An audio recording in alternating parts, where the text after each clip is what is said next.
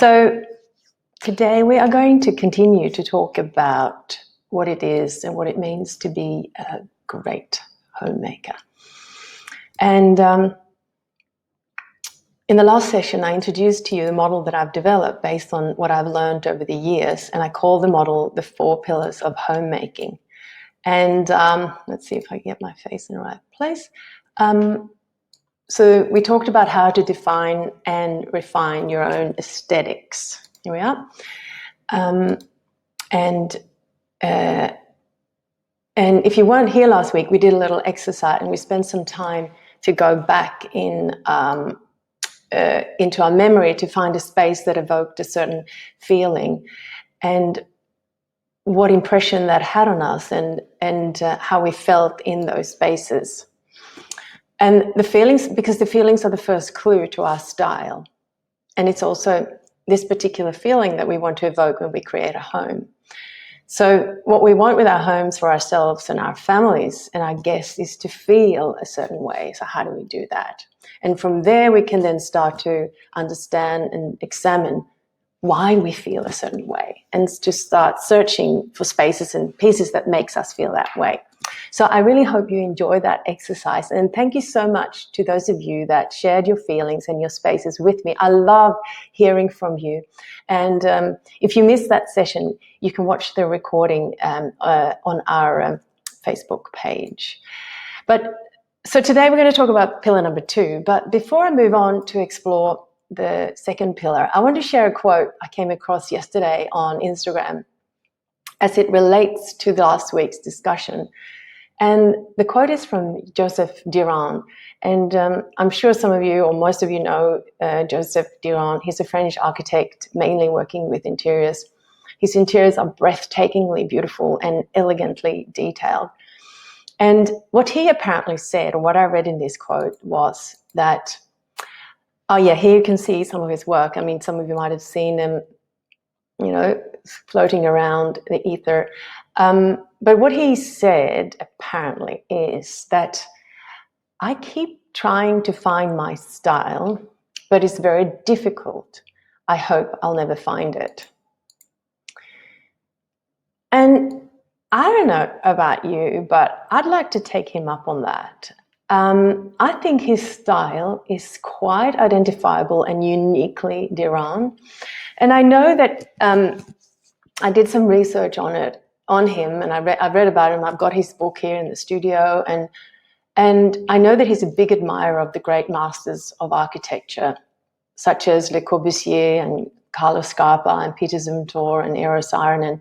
And I would guess that he has spent considerable time studying their works, and because there's a strong influence that can be seen in the way that he composes his interiors, but yet he brings his own unique aesthetics to it. So I'm going to show you a couple of pictures here. So here you can see, Joseph Durand interiors and Le Corbusier's interior. I think that one is from his Chandigarh project. And then there's another one. Here's Carlo Scarpa. You can see those kind of tiered concrete, and you can see it coming back in the fireplace of his interior. And here's one of Saarinen. No, sorry, that's Peter Zumthor. This is the Zumthor's spa bath and Joseph Durand's installation. So you can see there's this very strong, I think there's one more of Saarinen. Yeah, here's Saarinen. And here he's used Saarinen's chair in one of his restaurants. So what I wanted to say with this is that, we all have influences, and our style kind of is something that is not discovered, or it's not something that we've lost that needs to be found. It's rather something that evolves through studying and understanding what it is that we like, a little bit what we did last week. So my influence, for example, are all the Scandinavian architects like Alvar Aalto, Gunnar Asplund, and Josef Frank. And I use a lot of their furniture in my interiors, and I've studied and visited many of their projects. So I suggest that you have a think a little about who you admire and what spaces you're drawn to, and who they are, and start to read and look up a bit about them, because that will be kind of one of the puzzle pieces in defining and refining your own style. So in response to Joseph Duran's quote about finding your style, I'd like to give you one from me, and it goes like this. Individual style is not something that is lost and needs to be found, but rather it's developed through desire and intent, and it evolves with time. So individual style is not something that's lost and needs to be found, but rather it's developed through desire and intent, and it evolves with time. Okay, so that's kind of just something that I wanted to chat about before we move into our number 2 pillar. And the second pillar in the 4 pillars of homemaking is to know what to do with what you have. So what does that mean? How do you see past existing conditions and assess what to do? In other words, how do I work out what I should do with all the stuff that I have? And as a designer, I've trained myself to strip the unnecessary and see only what's relevant and what's working and what's not working, what is worth keeping and what can be enhanced in some way. And this can be in relation to a chair, a wall panel, a cushion, a pot, anything. And having that ability to quickly assess whether something's worth keeping and doing something with or not is obviously a skill that I've developed.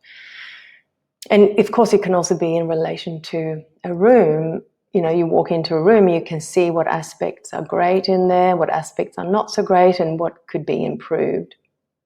So how have I developed the ability to do that, or how do we develop that as designers? How do I know what action, if any, to take? So I've been thinking about this lately, preparing to do these little sessions with you. And as with everything else, you know, when you stop and analyze something, there's always kind of a method, or there's a plan, or there's a framework of some sort, even though initially it might not be obvious. So my framework, or the method that I've discovered that I actually do when it comes to seeing a potential or an opportunity in something, is the following. And as you know, I like to name things. So I've called this the triage. And the triage comes from the French word trier, and it means to sort.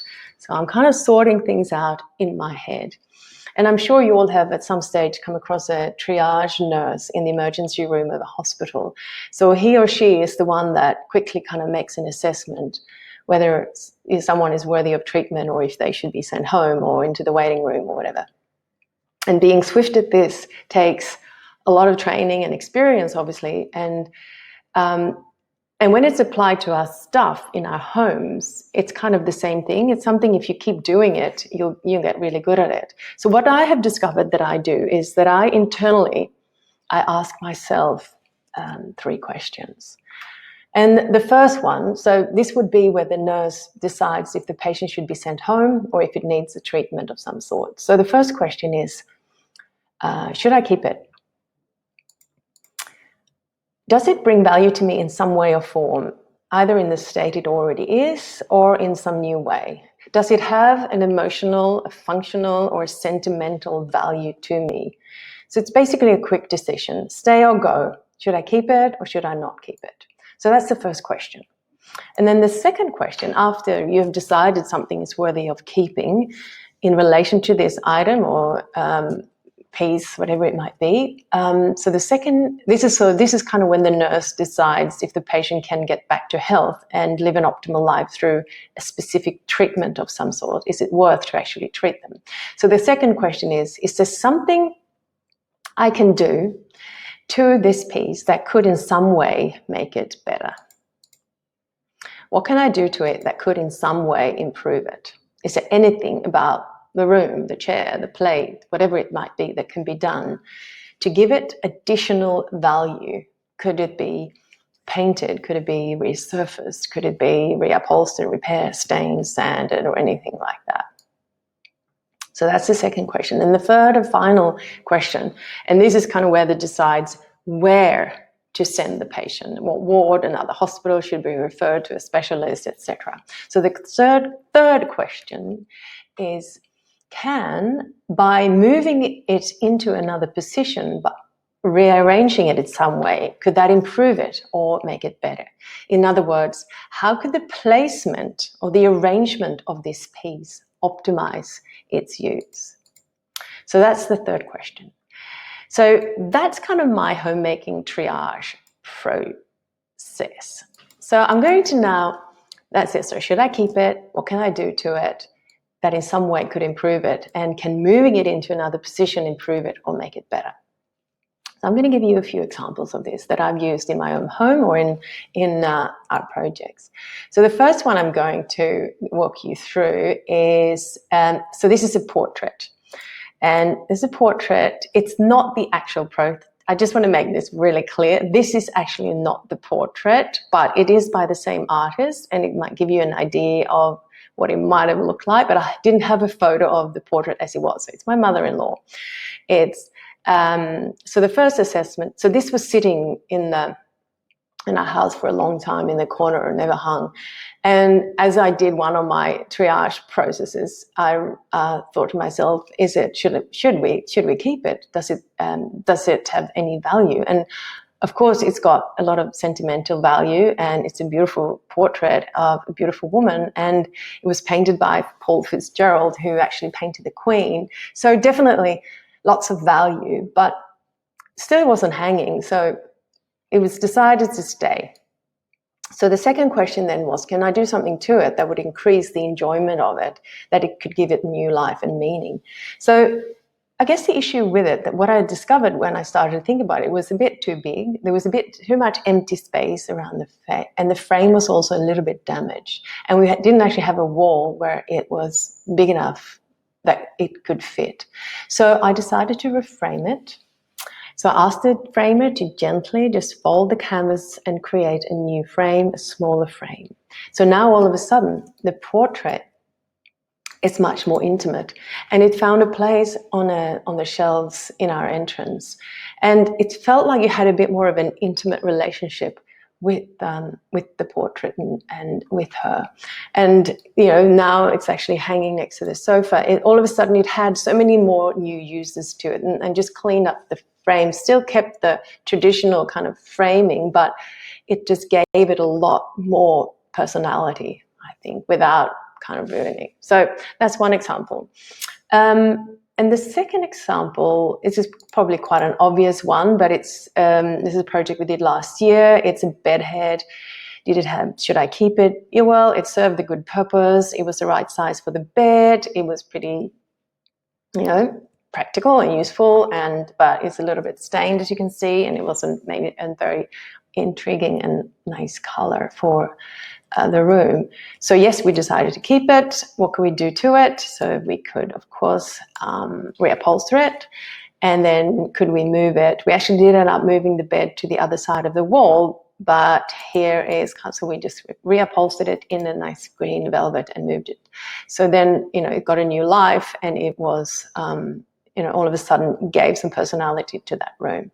And the third and last example I want to share with you is a table. So this is another project we did a few years ago, and it's a table base. So the base actually had some interest, and it had a bit of character, but the top in the new room where it was moved to just wasn't quite the right size. It just didn't feel that it was generous enough. It was a little bit too small because it was a big dining room, or it's actually just a kitchen kind of area. So we decided to keep the base, and we made a new top to it. And it found a friend in the new chandelier as well that we put over it that kind of replicated a little bit of the patterning in the base. And of course it's paired with my favorite chair, the PK9. And all of a sudden the base was kind of honored and came to its full expression, where before it hadn't really, it was just kind of out of proportion and not in a sort of in the right combination with other things. So those are kind of a few examples of trying to develop that notion of seeing things and finding ways of repurposing them and renewing them and knowing what to do with the things that that you already have. So so what I'd like to do is invite you to try this method next time when you're faced with making decisions on something for your home. Put on your triage nurse hat and practice making some decisions, and you'll see that rather quickly you'll develop an ability to assess something and see through the existing conditions to something improved, something more beautiful. So these are the 3 questions to ask yourself. Should I keep it? Can I do something to it? Or should I move it or rearrange it? And by doing that, the muscle will start to get stronger. You'll be quick at making the assessment and start to know intuitively if there's a value in something or not. So yeah, those are the first 2 pillars of the 4 pillars of homemaking. So the first one is to refine and define your own unique aesthetics so that you can feel confident in making the right decisions about your home. And now the second one is learning what to do with what you already have. So if you want a little summary of the processes from today, together we've also put together a little, like a treatment sheet, some tips and tricks and ideas, maybe what you can do with things in your home. So you can find that if you download in the download section just below. And the next week I'll be sharing the 3rd pillar of a successful homemaker, which is developing a confidence to make choices when it's time to bring new things and changes into your home. So I can't wait to share with you some thoughts on how to purchase consciously and what I think is worth investing in and saving for, and what to look out for when you need to bring new things into your home so that you don't make mistakes. So I'm really looking forward to seeing you then. And until then, have a wonderful week and see you then, beautiful people. Bye.